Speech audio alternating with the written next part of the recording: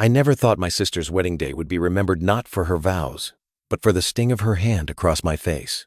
It all started when I showed up at the venue with a simple speech in my pocket.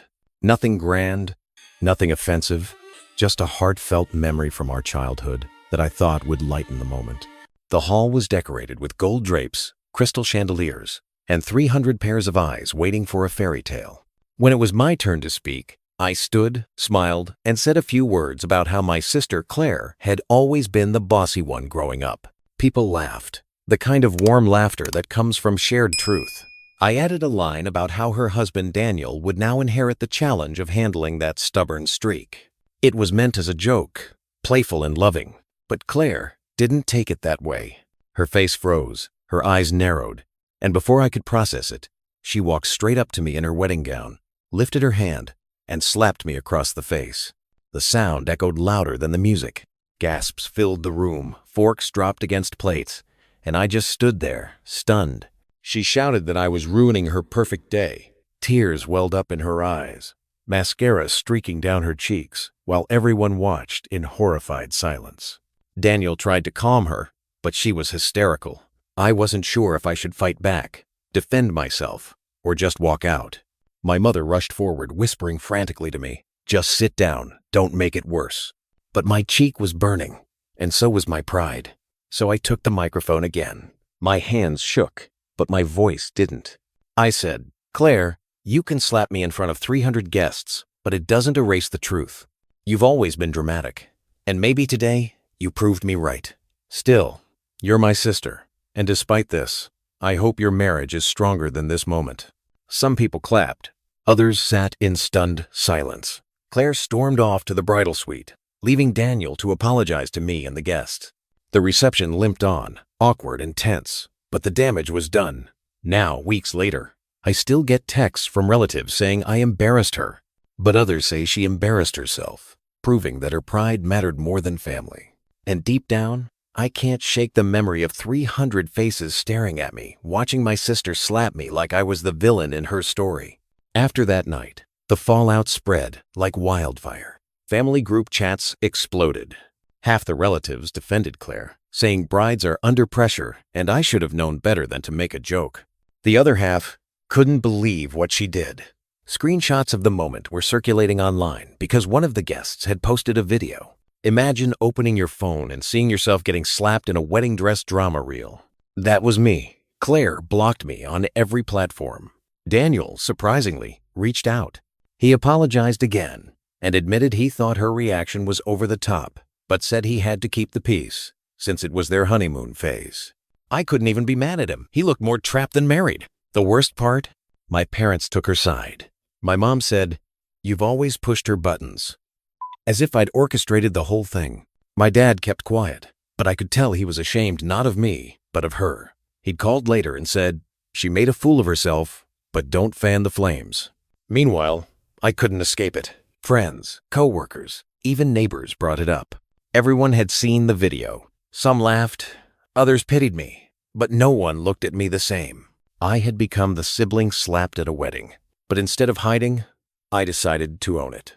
I told people, yeah, that was me. At least I didn't ruin my entire wedding day over a joke. It was a small victory, but every time I said it, I felt a little stronger. And secretly, I knew this wasn't the end of the story. Weeks later, the whispers started coming back to me. Turns out, Claire's marriage wasn't off to the fairy tale start she'd painted. Friends who had been at the wedding told me they saw Daniel's face that night. He looked like he wanted to vanish when she slapped me. Some even joked he'd just realized what he had signed up for. Then came the news. Claire had blown up at Daniel during their honeymoon because he made a casual comment about how dramatic she could be. Exactly the same thing I'd said, only softer. She threw a wine glass at the wall of their hotel room. He told a friend, who told me, and I couldn't help but laugh. My ruining her perfect day suddenly didn't seem so important compared to her ruining her own honeymoon. Family dinners turned cold. My mom kept inviting Claire but ignoring me, trying to sweep everything under the rug. But the rest of the relatives started shifting their tone. One aunt called me and said, "Honestly, you didn't deserve that slap." Everyone saw who she really islanded. For the first time, I wasn't the villain of the story. Meanwhile, the video had gone viral on wedding fail compilations. Strangers online sided with me. Comments poured in. The sister was classy. The bride was out of line.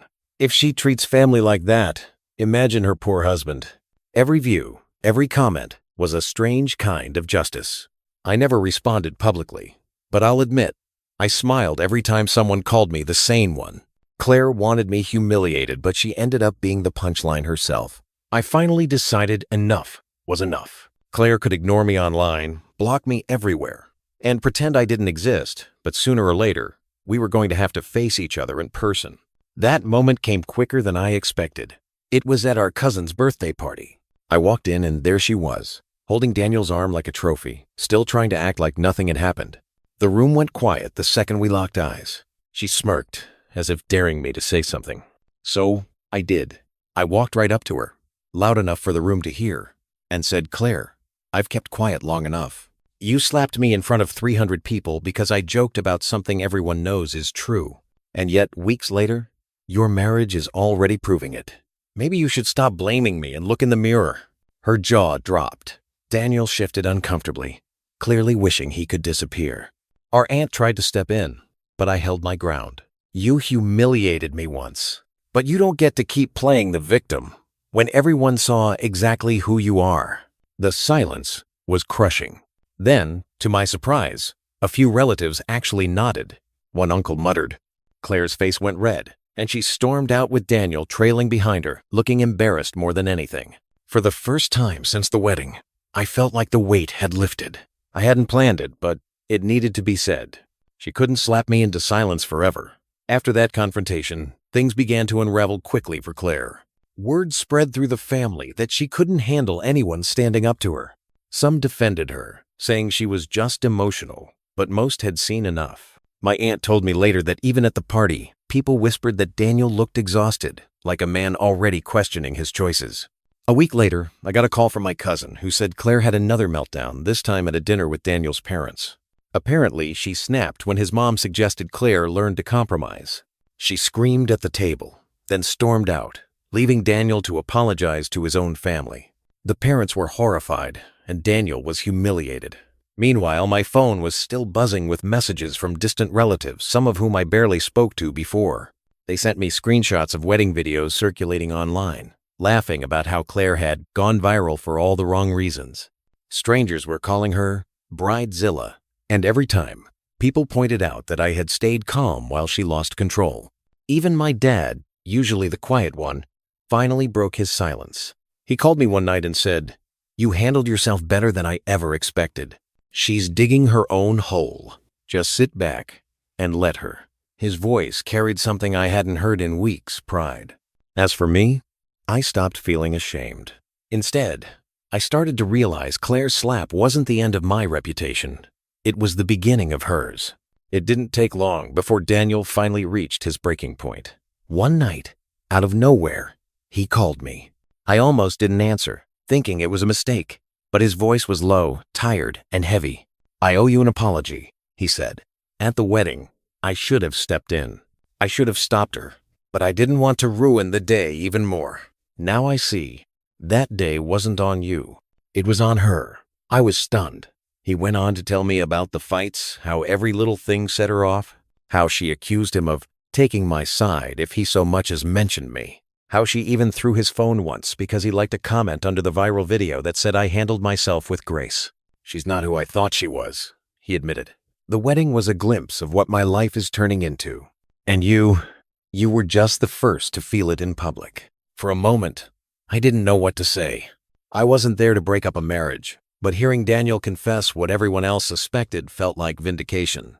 I told him calmly, "Daniel, I tried to laugh it off that night, but she turned it into something ugly. You're seeing it now. It was never really about me.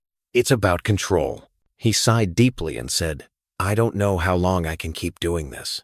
When I hung up, I realized something. Claire had slapped me, thinking she'd humiliate me forever. Instead, she had just exposed herself. And now, even her own husband was seeing it. Daniel did start pulling away from her, and the family noticed. At dinners, he barely spoke, just sat there quietly, while Claire filled the room with her dramatics. He stopped defending her. When she snapped at waiters or made cutting remarks at relatives, Daniel would just stare down at his plate like a man counting the minutes. At one family barbecue, the shift became undeniable. Claire made a jab at me again. Something about how I was lucky anyone still invited me after the wedding stunt. Normally, Daniel would laugh awkwardly or stay silent, but this time he looked her dead in the eye and said, "Claire, enough. You embarrassed yourself that night. Not your sibling. Everyone knows it." The entire yard went quiet. My uncle actually dropped his drink. Claire's face turned pale, then bright red, and she tried to argue back, but Daniel didn't flinch. "I'm tired of cleaning up after your temper," he said flatly, before walking inside the house. For the first time, it wasn't me standing up to her. It was her own husband, and the family finally saw what I'd been dealing with. A couple of cousins clapped me on the back, whispering, "Guess she can't spin this one. Cass." From that moment, the tide turned. Relatives who once criticized me now called to check in, some even apologizing for taking her side. My mom still tried to excuse Claire's behavior, but even she couldn't deny how quickly Daniel was slipping away from her. It was strange, watching the balance of power flip. The sister who once slapped me in front of 300 guests was now the one everyone pitied or judged. And me? I just kept quiet, letting her downfall right itself. It all came to a head at Thanksgiving. Everyone was there, cousins, uncles, even distant relatives who'd flown in. Claire walked in late, dragging Daniel behind her, already on edge. You could feel the tension before she even opened her mouth. Dinner started fine enough, but it didn't last. Someone made a harmless joke about viral moments at weddings, and the whole table chuckled except Claire. She slammed her fork down so hard it rattled the silverware and snapped. "Are we really still talking about that? It wasn't even funny then." The room went silent. My mom tried to smooth it over, but Claire kept going, ranting about how everyone twisted the story to make me look like the victim. She pointed at me across the table and said, "You've been milking this for attention since day one." Before I could even respond, Daniel cut in. His voice was calm but sharp, and it sliced through the room like a blade. "Claire, stop. Everyone saw what you did. You hit your own sibling at your wedding. That's not on them, it's on you, and you're still trying to play the victim months later." Gasps went around the table. My aunt dropped her napkin. Claire's face twisted, her voice rising to a scream. "Why are you always taking their side?" This was a better piece. Daniel didn't even flinch. "Because it's the truth," he said. Then he pushed his chair back, stood up, and left the table, leaving her sitting there shaking with rage and humiliation. For the first time, no one rushed after her. No one excused it. The silence was heavy, but in that silence, I knew the narrative had shifted for good. Claire wasn't the wronged bride anymore. She was the problem everyone could finally see clearly. After Thanksgiving, things started spiraling for Claire faster than even I expected. She stopped showing up to family gatherings altogether, claiming everyone ganged up on her. But the truth was, she couldn't handle the way people looked at her now, like the outburst wasn't a one-time thing, but a pattern everyone had been blind to before. Daniel, meanwhile, started making his distance obvious. He came to my dad's birthday dinner, alone.